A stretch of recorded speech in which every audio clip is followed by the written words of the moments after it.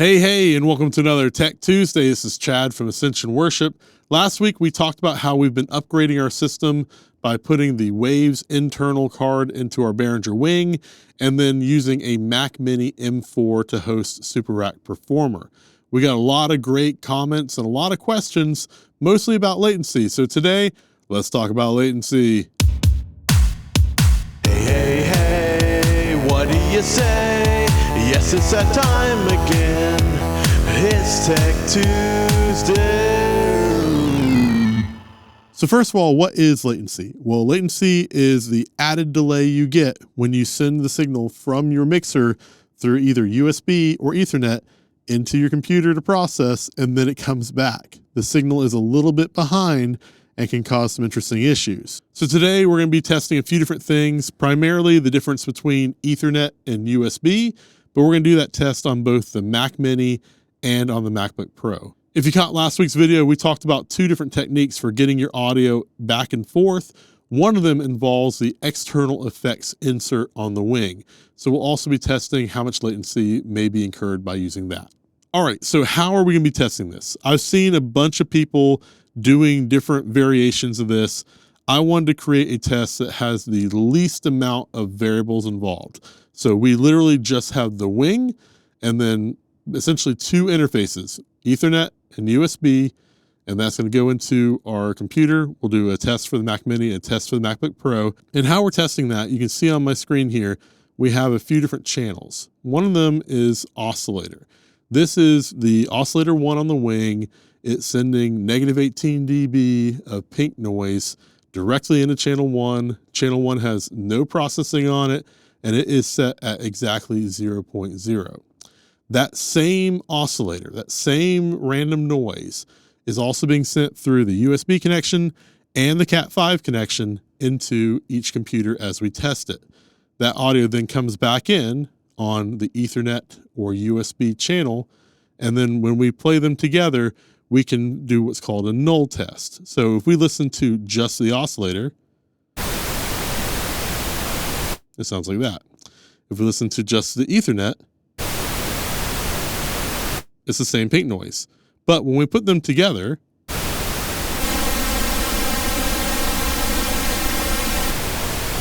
that strange metallic-y sound that you're hearing, that is comb filtering.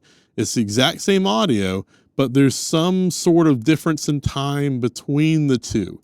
And what ends up happening is that those two files interact with each other. And some of the frequencies will be added to, some of them will be taken away from, and it creates this weird metallic-y, flangey sound as a result. The way we can find out our round trip latency is we're going to take the original signal, the one that is not behind in time, the oscillator here. We're going to invert the polarity. So now it will be upside down, and then we'll delay it, and we'll bring in different amounts of delay. You'll hear the sound change, and eventually you should hear a perfect cancellation because the two waveforms are exactly opposite of each other, and they'll cancel out all the sound. So I'm going to turn all that off, and let's hear that. We'll put both of those back in again. So again, this is the oscillator, and then the audio coming through Ethernet from my Mac Mini. Invert, delay,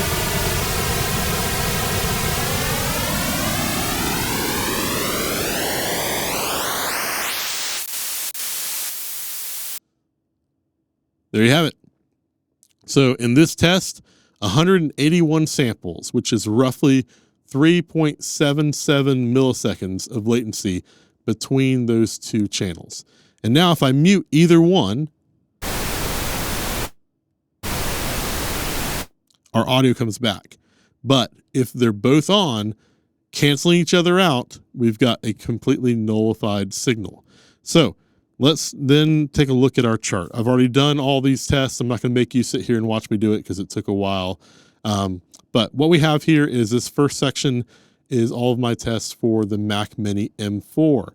I tested 4 different buffer settings. That what you just heard was a buffer setting of 32. I also did 64, 96, and 128 for both computers.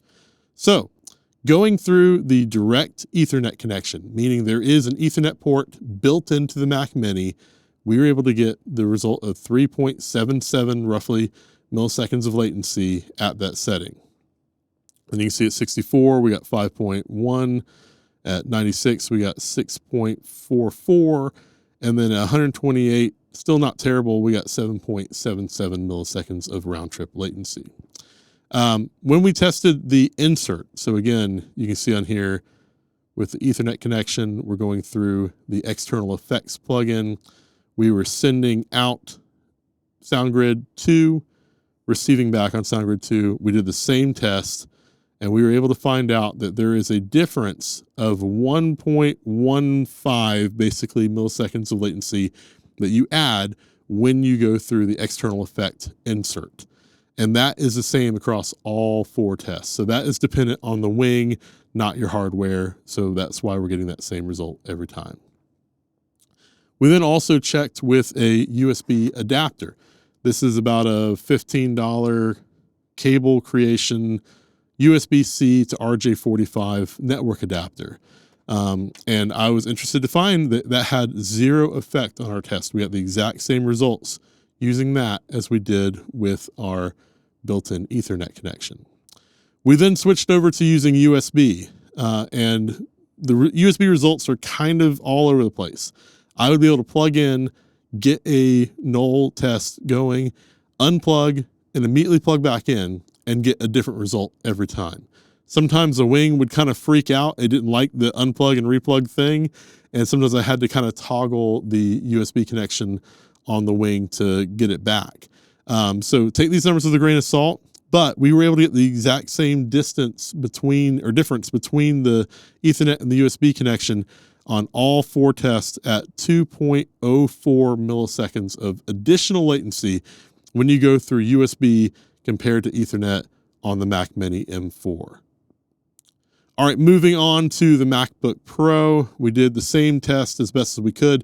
There is no direct Ethernet port on the MacBook Pro. So using the Ethernet adapter, the same one, we were able to get the exact same results as what we were able to get with the Mac Mini, which I thought was interesting. For some reason, I thought that would be different. Now, that said, these are not the same computer. So even though at a buffer size of 32 on the MacBook Pro, you can get that same 3.77 milliseconds of latency, my MacBook Pro does not handle 32 very well. The Mac Mini seems to do 32 well for my test so far, but the MacBook Pro, we've had to do a buffer size of 96. We've been using this for a couple of years now. And so that gives us a little bit of a higher latency. If you're going through Ethernet, it would be 7.58 milliseconds. If you're going through USB, it'd be 8.35 milliseconds. So just keep those numbers in mind while you're on there. Interestingly enough, the USB versus Ethernet difference on these devices on the MacBook Pro, at a buffer size of 32 and 64, and again, take this with a grain of salt, I was able to get the same result of 2.19 milliseconds of latency additional by going through USB, which is slightly worse than the 2.04 we got with the Mac Mini. But here's what I didn't expect.